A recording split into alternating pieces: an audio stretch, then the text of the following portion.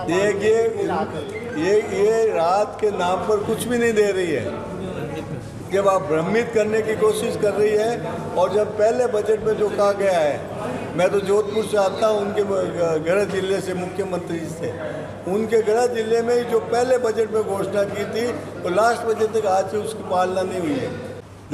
धरती पे उतरी नहीं है, उससे किसी को लाभ हो नहीं रहा है। और ये हमारा एक जिले का, शहर का प्रदर्शन था, कोई प्रदेश का प्रदर्शन नहीं था। शहर में भी आज यानी 5,000 लोगों से ज़्यादा इस प्रदर्शन में लोग सम्मिलित हुए थे। तो ये कम बात नहीं है। ये कांग्रेस की निकम्मा सरकार के 9 वर्ष पूर्ण होने पर केंद्र सरकार की जो उपलब्धियां हैं और देश के मजबूती से और देश आगे बढ़ रहा है, और देश के अंदर सभी वर्गों के लिए जो कल्याणकारी योजनाएं बनी है वो जन संपर्क से जन समर्थन तक लोगों तक हम पहुंचाने का काम कर रहे हैं।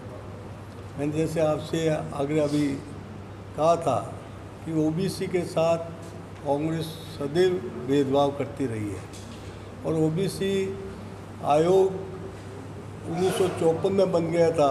58 में जब रिपोर्ट आई तो पंडित नेहरू जी ने उस रिपोर्ट को प्रकाशित नहीं किया और उनके अधिकार नहीं दिए। केंद्र में फिर गैर कांग्रेसी सरकार स्वतंत्र में बनी, तो उसके बाद मंडल आयोग हुआ।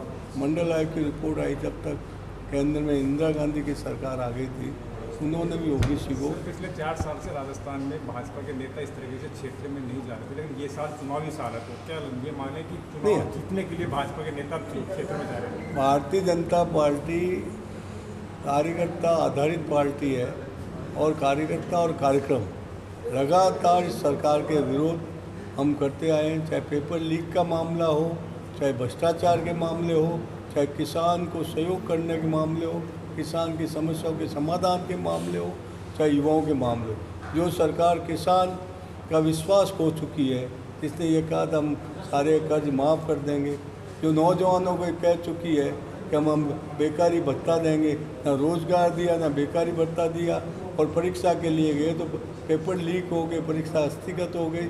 इस सारे घोटालेबाज सरकार के विरुद्ध भारतीय जनता पार्टी सड़क से लेकर सदन तक हमेशा कार्रवाई करती रही है।